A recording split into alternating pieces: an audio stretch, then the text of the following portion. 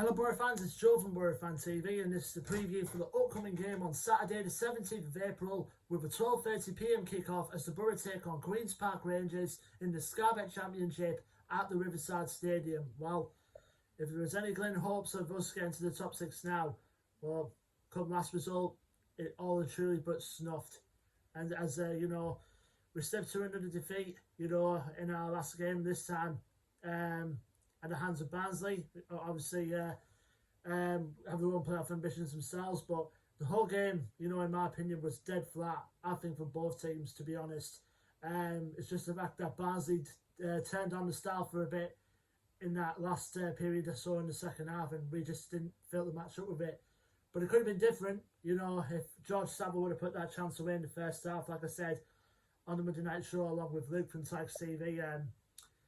I think if Saville would have put that chance away, the game would have took a highly different complexion from that point.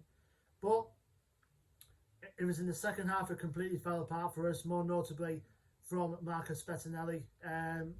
It was his costly error from the first goal which really started it off with Alex Moore, who still probably will be a Boro target, I think, come the summer. Scored directly from the corner. I mean, Bettinelli, what on earth is he doing there? I mean, McNair was in front of him and just started to push him away and worried less about the ball. I mean, I don't know. I mean, they were 1-0 up, and then the second goal was obviously something similar to one of the goals in our previous games. I don't know which it was, but I think when Mark Bowler failed to clear his lines, and I think, it was Watford. Bowler failed to clear his lines, and then Watford capitalised and scored. And this time, in the Barnsley game, it was the turn of Daniel Fisher to fall victim of the sloppy clearance club, so to speak.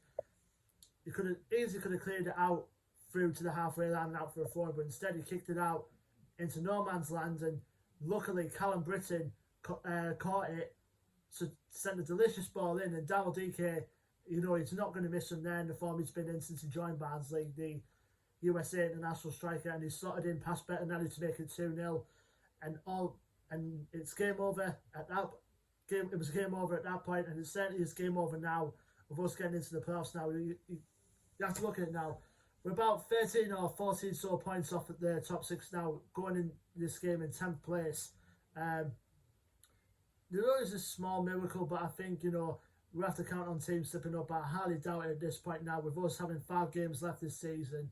And I think I may sound like a broken record here, but I think we just have to finish in the top table places this season. I can't care less about the playoffs now, just finishing the top half, and that'll do. We've been dealt with a bigger blow, as we found out in our press conference this morning from Neil Warnock. He didn't want to risk having Dale Fry or Marcus Tavernier back for the rest of this season, which obviously comes as a blow, but at the same time I think it's good bit of management from Neil Warnock, because you don't want to risk starting next season with injury problems here and there, and obviously with both Fry and Tavernier both a week away from full recovery, and he decided not to risk them for this season, which I think is a bold move, which could work either way. It could work good, it was a good bit of man management. Then we know that both Fry and Tav are both fresh for next season, and then on the other side it could go wrong in our last 5 games. We'll probably struggle to get a win.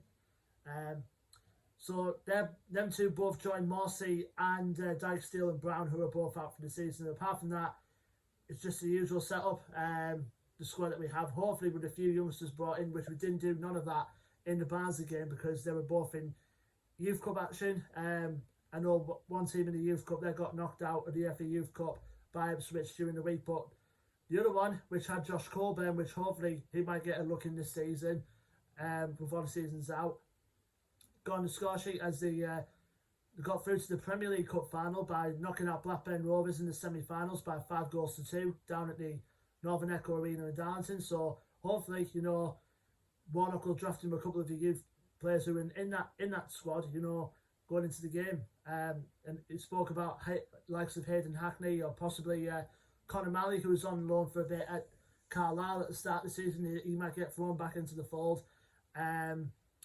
Particularly, I'd like to see Sam Flaharin back in the fold, because ever since he returned to the under-23s after the FA Cup goal against Brentford, he's been having the form of his life.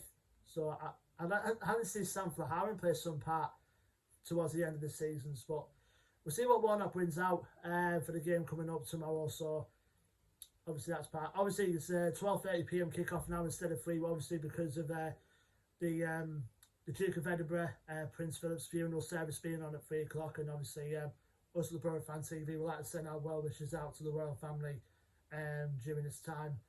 But now we'll go on to our opponents, Queen's Park Rangers, who, like the Borough now, have got nothing to play for left now this season, and Mark Warburton is just doing well of steadying the ship of a mid-table finish for the South West London outfit this season. They're currently sitting a place below Borough at the moment in 11th, so like I said, it's a mid-table finish I think for them this season. Their record going into this game is played 41, won 15, drawn 11 and lost 15. Last game out for them was actually a couple of days gone actually. A bit of a dismal one for them because they suffered a 3-1 away defeat at the hands of Rotherham United. So not a good result for them going into this game, but obviously they'll be looking to bounce back at our expense.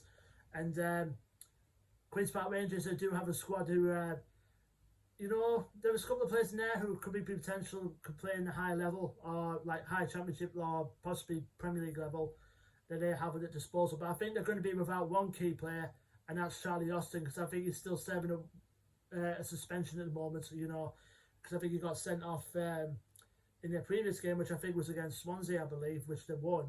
So they'll be without Charlie Austin still for the game at the Riverside. So other players we have to watch out for. My personal opinion that one of them has to be Lyndon Dykes, who Boro have been linked with on a couple of occasions in the past before he went to Q.P.R. But the interesting thing is actually Australian, but he plays now plays his international football for Scotland, which obviously it's his business, not ours. But he's doing well for them nonetheless. But ever since he came over to Q.P.R from Livingston, he's been settled into the championship like a duck to water, so to speak. So he's been going well for him since then. Other players like Ilias Chair as well, who I've been impressed with. I won't be surprised if we see him playing at a high level anytime soon. We've got the likes of Johan Barbe, who's rocking the defence, and Jordy Device as well, the centre-back who's on loan from Hull at the moment. Both them and also Rob Dickey have formed a 3-man defensive partnership recently. Senny Dieng, the goalkeeper, he's been linked with a few Premier League clubs recently, so he'll be there between the sticks, I think, for them. And they've also got good playmakers in their side, like Stefan Johansson, who's on loan there from Fulham, who could very easily cause a threat as well. Also at their disposal as well, most Boro fans will definitely know this person well, our very own Uncle Albert. Albert Adoma is also in their ranks, so if he comes on, God knows how we're going to contain him. Even at the age he's at now, at about 30, 32, 33, he's still a handful. So they've got a decent squad, Q.P.R, and I think, they're pretty much established themselves as like a mid-table club, I think, for now. So it'd be an interesting game, I think Sky Pundits have predicted it as being a high-score draw so far, but from what I've read on Sky Sports. Last time we played them was obviously back at the Cayenne Prince Foundation Stadium. I think it was around the end of October time, I think it was. We came away with that from a 1-0 draw. I think Q.P.R scored on his debut that day. And then obviously Brighton side Samuel, who's now at Fenerbahce, so it won't be a problem for us. He got the equaliser for Q.P.R that day. So it'll be an interesting game. Boro do have a good record at home against Queen's Park Rangers. I think the last time that Q.P.R actually beat us at the Riverside was all the way back in March of 2014, where they beat us by 3-1 that day. I think George Friend opened the scoring for the Boro that day, but I think goals from Yossi Benayoun, Bobby Zamora and Ravel Morrison gave Q.P.R the win that day. So be an interesting one. Like I said, we do have a good record against Q.P.R at the Riverside, so hopefully, fingers crossed, for these last 5 games coming up to the season, hopefully, with two of the games against teams with nothing to play for, and 3 against teams that are battling to stay in this league. I mean, those 3 could be a tough ask, but hopefully, for the next 5 games, we'll hopefully pick up maximum points, or maybe some of them, knowing the Boro. But anyway, guys, let me know your thoughts and predictions in this game in the comments below. Don't forget to like, share and subscribe. Our social media links are in the description below as well, to our Facebook, Twitter and Instagram. And until then, Boro fans, I've been Joe from Boro Fan TV, and I will see you on the next preview video, which will be for the game on Wednesday the 21st of April, as Boro again head down to South Yorkshire. This time they're going up against Rotherham United at the ACL New York Stadium. Until then, Boro fans, take care, stay safe, and up the Boro.